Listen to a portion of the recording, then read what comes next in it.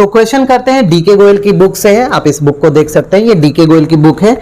इस डीके गोयल की बुक में जो क्वेश्चन नंबर 13 दिया है, जो नंबर ऑफ क्वेश्चन हो सकते हैं वो चेंज हो सकते हैं, जो नई एडिशन होगा उसमें चेंज हो सकते हैं। तो मैं इस क्वेश्चन को भी पोस्ट कर दूंगा यहाँ पे, और इसको आप यहाँ पे देख सकते हैं, और उस क्वेश्चन को अपने बुक में आप ढूंढ सकते हैं कि वो किस पेज पे है, ठीक है, और कौन सा क्वेश्चन नंबर है, और फिर आप उस क्वेश्चन को वहां से देख करके जिस तरह से हम सॉल्व करेंगे उस तरह से आप प्रैक्टिस करिएगा। फिलहाल क्वेश्चन जो है वो है 13, इसमें दिया गया है रिसिप्ट और पेमेंट अकाउंट, और इस क्लब का जो नाम है उसका नाम है स्टार क्लब। स्टार क्लब का जो रिसिप्ट एंड पेमेंट अकाउंट है वो दिया हुआ है किस डेट पे, मार्च 31, 2019 के डेट पे। रिसिप्ट साइड में बहुत सारे आइटम दिए गए हैं और पेमेंट साइड में भी बहुत सारे आइटम दिए गए हैं। कुछ एडिशनल इंफॉर्मेशन भी है जिसमें कह रहा है कि सब्सक्रिप्शन जो है वो आउटस्टैंडिंग है ऑन 31 मार्च 2018, यानी कि इन द बिगिनिंग हम जो रिसिप्ट एंड पेमेंट अकाउंट जो हमें मिला है वो है 31 मार्च 2019 के डेट का, यानी कि जो सब्सक्रिप्शन आउटस्टैंडिंग हो रहा है वो 31 मार्च 2018 वो क्या है, बिगिनिंग का है, वो शुरुआत का है। और 31 मार्च 2019 का भी यहाँ पे आउटस्टैंडिंग सब्सक्रिप्शन है, यानी कि इंड का भी है, वो 6000 है। रेंट आउटस्टैंडिंग दिया गया है बिगिनिंग 1000 और इंड का दिया हुआ है 1500। फर्नीचर जो है वो परचेस किया गया है, वो 1 जुलाई को परचेस किया गया है 2018 में, और ऑलरेडी फर्नीचर जो है वो रिसिप्ट एंड पेमेंट अकाउंट में 6000 दिया हुआ है। On 1 April 2018 the club had furniture valued ₹8000।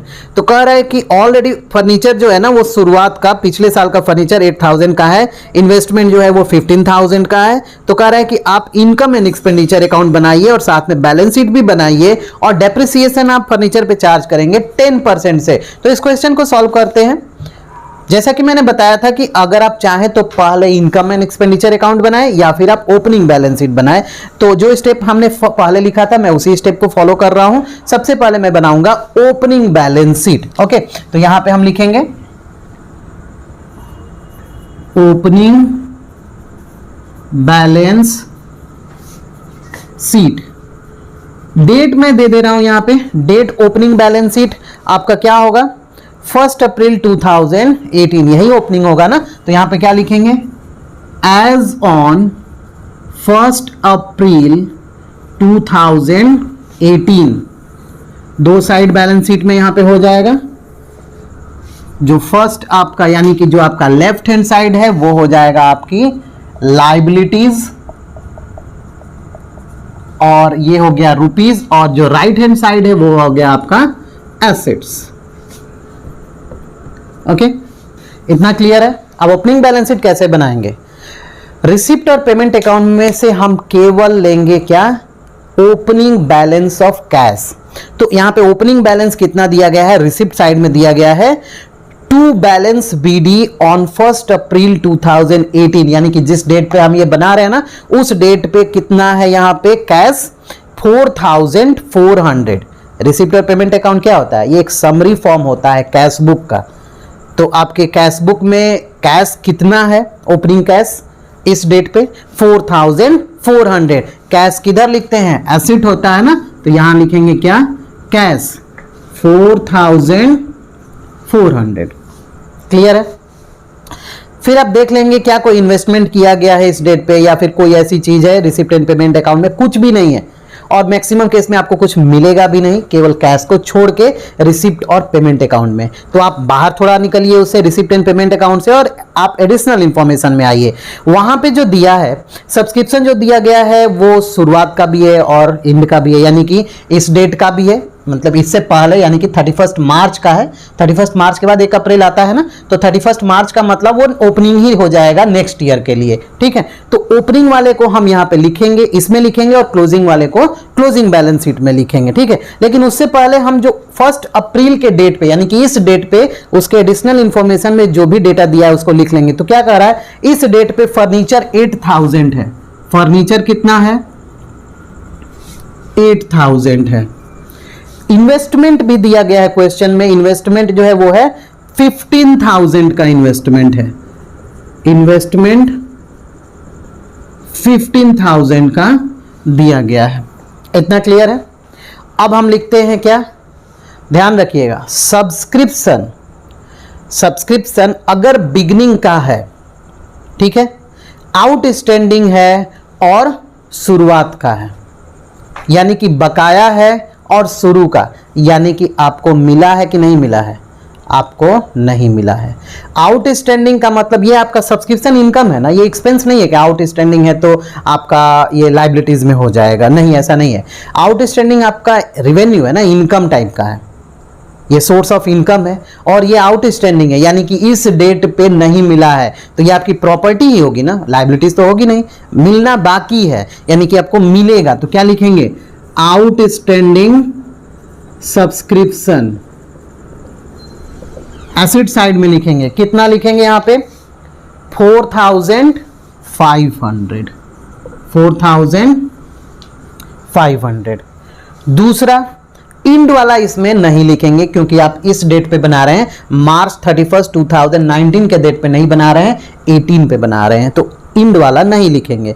Rent जो है बिगनिंग में जो दिया है 1000, तो रेंट तो एक्सपेंस है ना, रेंट क्या एक्सपेंस है, और एक्सपेंस अगर आउटस्टैंडिंग होगा तो आपकी लायबिलिटीज है दैट यू हैव टू पे। आउटस्टैंडिंग रेंट कितना है 1000 है। फिर क्या कर रहा है, इंड का जो है वो 1500 है। फर्नीचर वाज परचेज ऑन 1 जुलाई 2018, तो ये तो एडिशनल की बात कर रहा है यानी कि और अब इसमें कुछ नहीं दिया है जो आप ओपनिंग बैलेंस शीट में लिखें, तो क्लोज कर देते हैं। कितना आएगा 31,900। अब इसको इधर भी लिख देते हैं 31,900। शुरुआत में ही मैं एक बार बता दिया हूं कि ये क्यों हम लोग बना रहे हैं, तो ये जो हम लोग बना रहे हैं वो ओपनिंग कैपिटल फंड निकालने के लिए बना रहे हैं। तो कैपिटल फंड हम निकालेंगे, यहां पे क्या लिखेंगे, capital fund balancing figure 1000 minus करेंगे 31,900 में कितना आएगा 30,900। तो आपका ये ओपनिंग बैलेंस शीट तो हो गया। हम फिर से एक बार बता रहे हैं, इसका इनकम एंड एक्सपेंडिचर अकाउंट से कोई मतलब नहीं है, इसका डायरेक्ट जो रिलेशन है वो है क्लोजिंग बैलेंस शीट से, क्योंकि ये जो 30,900 आया है वो आप क्लोजिंग बैलेंस शीट में ट्रांसफर करेंगे, इसीलिए इसको बनाया जाता है। तो अब हम बनाते हैं इनकम और एक्सपेंडिचर अकाउंट को। इनकम एंड एक्सपेंडिचर अकाउंट को बनाएंगे, लिखते हैं यहां पे इनकम एंड एक्सपेंडिचर अकाउंट। यहां पे लिखेंगे for the ended year, for the ended year March 31 2019 के डेट पे आप बना रहे हैं लास्ट, तो आप यहां पे लिख देंगे। अब क्या करेंगे, यहां पे जो भी ये डेबिट साइड जो आप देख रहे हैं ना, ये income and expenditure account nominal account होता है। As per nominal account rule क्या है, डेबिट में एक्सपेंडिचर को लिखेंगे, तो यहां पे लिखते हैं एक्सपेंडिचर अकाउंट, एक्सपेंडिचर, और यहां पे हो जाएगा आपका इनकम। इतना क्लियर है। अब हम क्या करेंगे, रिसिप्ट एंड पेमेंट अकाउंट में जो भी आपके रिसिप्ट साइड यानी कि डेबिट साइड में होगा वो आप क्रेडिट साइड में यानी कि इनकम में ट्रांसफर करेंगे। जो भी रिसिप्ट और पेमेंट अकाउंट में पेमेंट यानी कि क्रेडिट साइड में होगा उसको आप डेबिट अकाउंट में ट्रांसफर करेंगे, लेकिन किस तरह के, किस नेचर के अकाउंट को, रिवेन्यू नेचर के, कैपिटल को ट्रांसफर नहीं करेंगे। ठीक है, कोई स्पेसिफिक फंड आपको मिला है ना तो उसको अब यहां नहीं लिख देंगे, गलत हो जाएगा। ठीक है, क्योंकि इसमें रिकरिंग नेचर के इनकम और एक्सपेंस को ही लिखते हैं। तो स्टार्ट करते हैं। कुछ चीजें तो ऐसी आइटम है जो आप 11th में पढ़े हैं तो उसमें आपको दिक्कत नहीं होनी चाहिए। चलिए मैं फटाफट यहां पे लिखता हूं। पेमेंट साइड यानी कि आपको एक्सपेंडिचर अकाउंट पे आना पड़ेगा। क्या करेंगे, यहां पे सैलरी सबसे पहले दिया है तो हम लिख देते हैं यहां पे क्या, टू सैलरीज। सैलरी से रिलेटेड कोई भी एडिशनल इंफॉर्मेशन नहीं दिया है तो सैलरी केवल लिखेंगे 18,200। दूसरा जो आपका एक्सपेंडिचर है वो है रेंट। रेंट से रिलेटेड तो दिया है ना तो लिखेंगे यहां पे क्या, टू रेंट। कितना है रेंट, रिसिप्ट और पेमेंट अकाउंट में 15,000 का रेंट दिया है, और इस 15,000 में से नीचे जो कह रहा है एडिशनल इंफॉर्मेशन वो कह रहा है कि 1,000 का रेंट जो है ना बिगनिंग में ही बकाया था, और जो इंड का जो बकाया है वो है आपका 1500।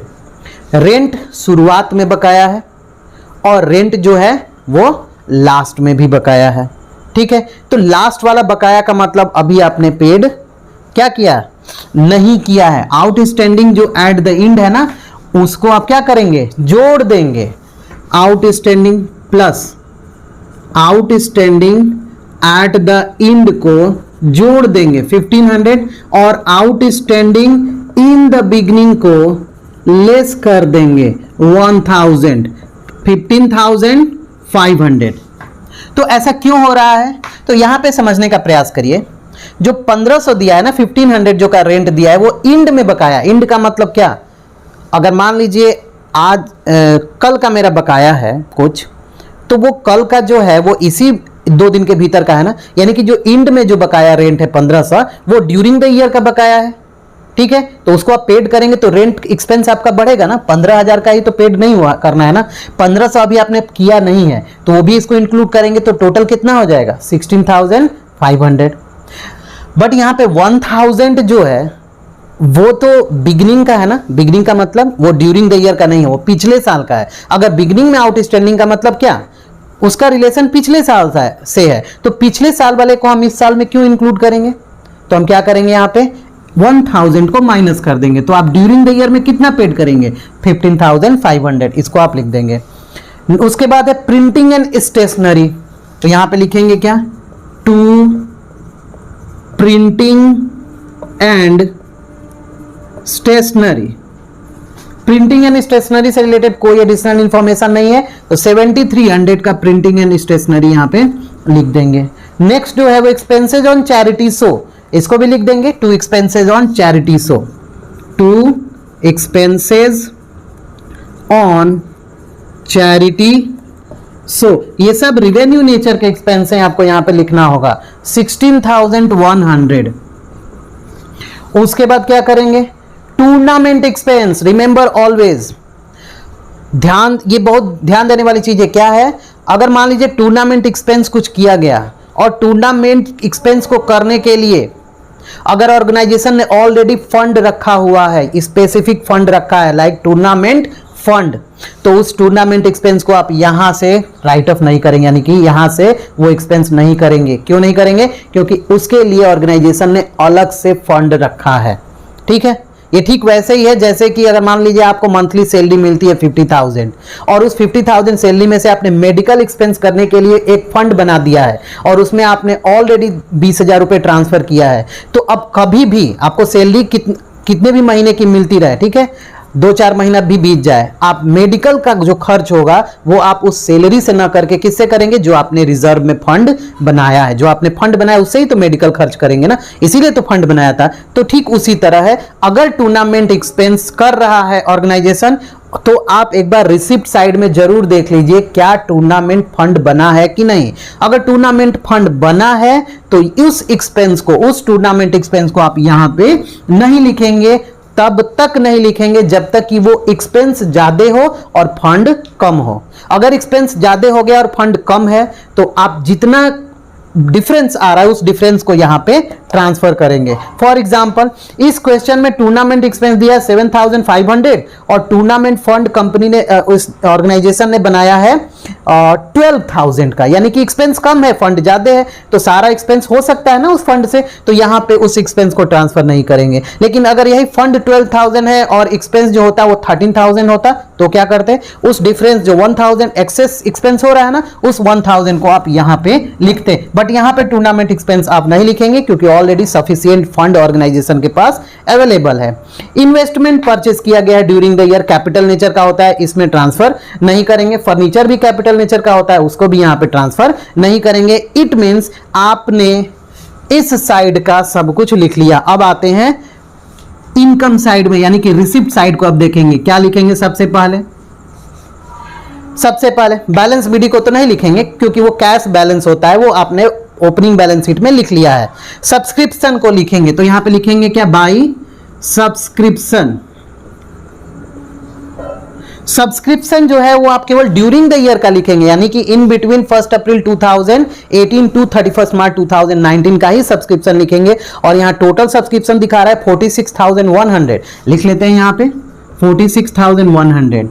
क्या करेंगे, नेक्स्ट वाले सब्सक्रिप्शन को एक्सक्लूड कर देंगे, यानी कि अगले साल के सब्सक्रिप्शन को भी एक्सक्लूड कर देंगे और पिछले साल के सब्सक्रिप्शन को भी एक्सक्लूड कर देंगे। तो ड्यूरिंग द ईयर में जो सब्सक्रिप्शन होगा उसी को लिखेंगे। सब्सक्रिप्शन एडजस्टमेंट में क्या दे रहा है, एडिशनल इंफॉर्मेशन में कह रहा है कि मार्च 31 2018 के डेट पे, यानी कि बिगनिंग जो सब्सक्रिप्शन है वो आउटस्टैंडिंग है, बकाया है कितना 4500।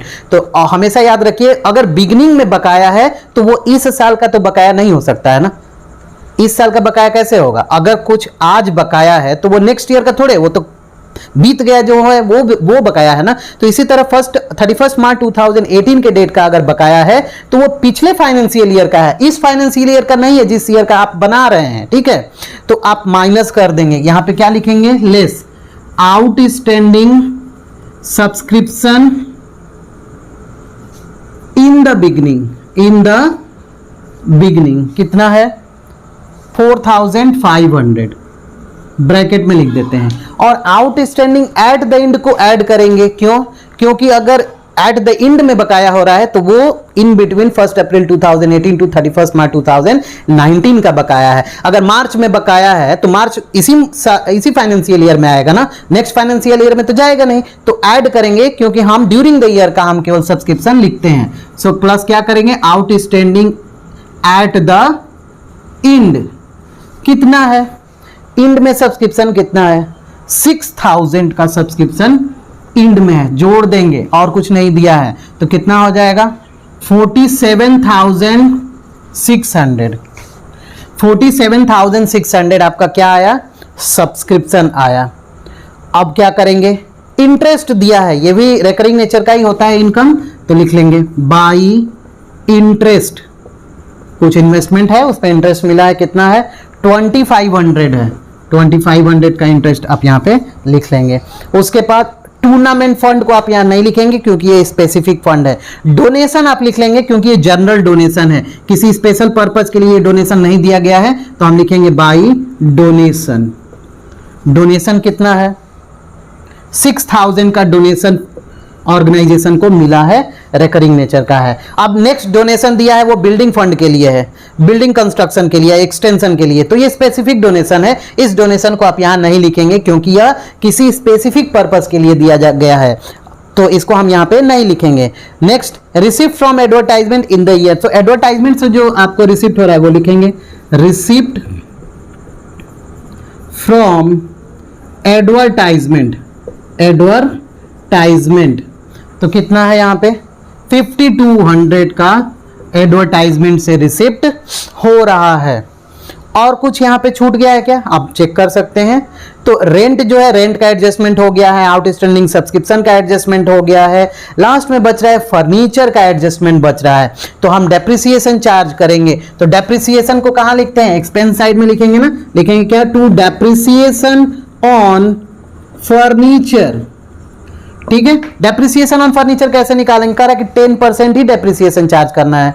पिछले साल का फर्नीचर कितना था 8000 का था, ठीक है, पिछले साल का फर्नीचर 8000 का था, तो 8000 पे पूरे साल का डेप्रिसिएशन कितना होगा 10% के हिसाब से 800 प्लस इस साल कितना खरीदा गया है, तो आप रिसिप्ट एंड पेमेंट अकाउंट के पेमेंट साइड में आप देखिए फर्नीचर के लिए पेड किया गया है 6000, तो आप यहां पे निकाल लेंगे। एक वर्किंग नोट हम लिख दे रहे हैं यहां पे, डेप्रिसिएशन ऑन फर्नीचर, तो ये तो 800 डायरेक्ट निकल गया क्योंकि ये शुरू में अगर पिछले साल से हमने ट्रांसफर किया, कैरी फॉरवर्ड किया, तो पिछले साल 8000 था, तो 8000 का इस साल भी पूरा चार्ज डेप्रिसिएशन करेंगे 10% से, तो 800 आएगा। लेकिन जो इस साल खरीदा गया है नया, वो 6000 का खरीदा गया, और खरीदा कब गया है, जुलाई में खरीदा गया है, तो जुलाई से मार्च तक काउंट कर लीजिए, जुलाई, अगस्त, सितंबर, अक्टूबर, नवंबर, दिसंबर, जनवरी, फरवरी, मार्च, 9 मंथ। 6000 इंटू 9/12 इंटू कितना परसेंट का डेप्रिसिएशन है 10%, तो 10% यहां पे चार्ज करेंगे। 450 आएगा, आप ऐड कर लीजिए 450 और दोनों को ऐड करके लिखेंगे, कितना आएगा 1250, ये डेप्रिसिएशन आएगा।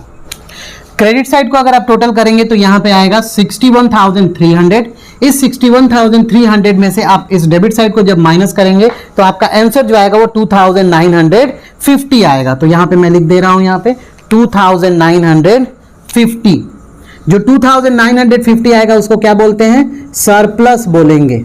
क्या बोलेंगे, सरप्लस 2950, 61,300 इस साइड का भी टोटल होगा। इस नोट्स को मैं मिटा दे रहा हूं, ये वर्किंग नोट आप बाहर कर लिखेंगे, इसमें अंदर नहीं रहेगा। तो ये आपका income and expenditure account prepare हो गया है, तैयार हो गया।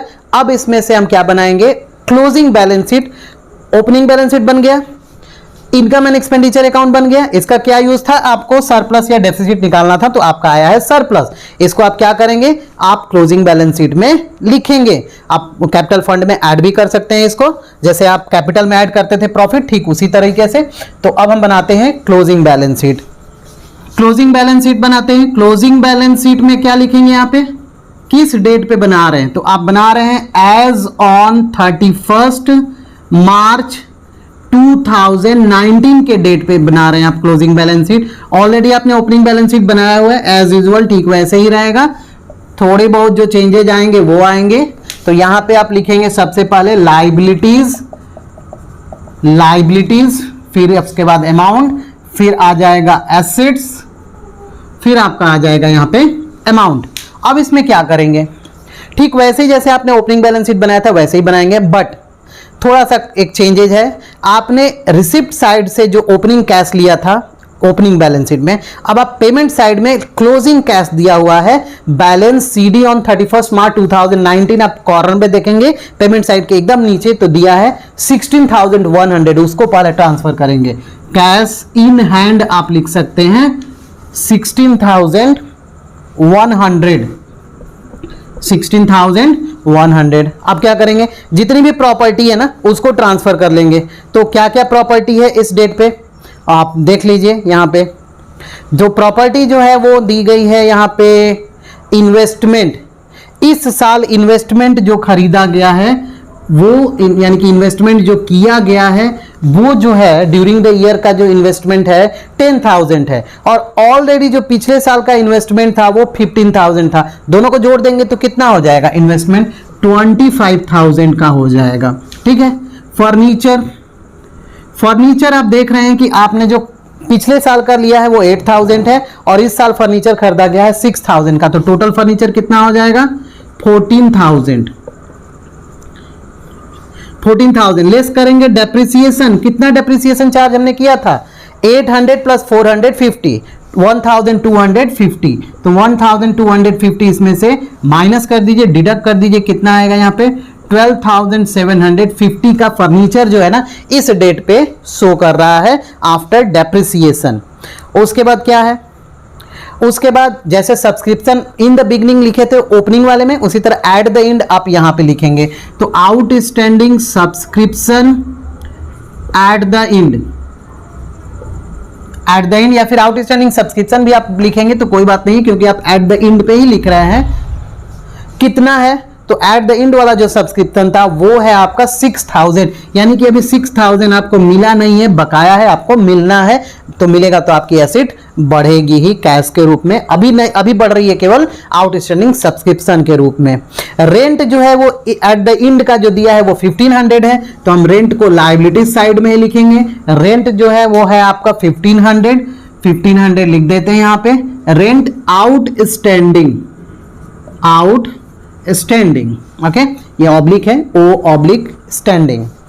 अब उसके बाद क्या है, उसके बाद यहां पे अभी आउटस्टैंडिंग आपने लिख लिया। कैपिटल फंड को ट्रांसफर कर लेते हैं। तो कैपिटल फंड कितना आया था ओपनिंग में, कैपिटल फंड 30,900 का कैपिटल फंड आया था, 30,900 प्लस कर लीजिए यहां पे सरप्लस कितना आया 2,950 कितना हो जाएगा यहाँ पे 33,850। कोई और लाइबिलिटीज है क्या, तो है टूर्नामेंट फंड आपको मिला हुआ है, तो आप यहाँ पे लिखेंगे क्या टूर्नामेंट फंड कितना है 12,000। ये स्पेसिफिक फंड है ना, इसलिए यहाँ पे लिखेंगे। लेस कर देंगे टूर्नामेंट एक्सपेंस, हमने वहां पे ही बताया कि टूर्नामेंट एक्सपेंस फंड में नहीं लिखेंगे अगर फंड बनाया गया हो तो टूर्नामेंट एक्सपेंस कितना है आप देखेंगे यहाँ पे पेमेंट साइड में, तो टूर्नामेंट एक्सपेंस है 7,500 माइनस कर दीजिए यहाँ पे, तो ये कितना हो जाएगा 4,500, ओके 4,500। कोई और स्पेसिफिक फंड है तो है डोनेशन फॉर बिल्डिंग एक्सटेंशन, तो यहां लिखेंगे डोनेशंस फॉर बिल्डिंग एक्सटेंशन। कितना है, यहां पे दिया है 20,000 और इससे रिलेटेड कोई भी एक्सपेंस नहीं दिया है। ये दोनों साइड करने के बाद आप जब इसको टोटल करेंगे तो आपका जो आंसर आएगा वो आएगा 59,850। 59,850 आप दोनों साइड में लिख लेंगे। इस तरह से आपका ये क्वेश्चन सॉल्व हो गया। और भी आप क्वेश्चन प्रैक्टिस कर सकते हैं। अगर क्वेश्चन कोई समझ में नहीं आता है तो and do comment there in the comment box, I will try to solve your problem.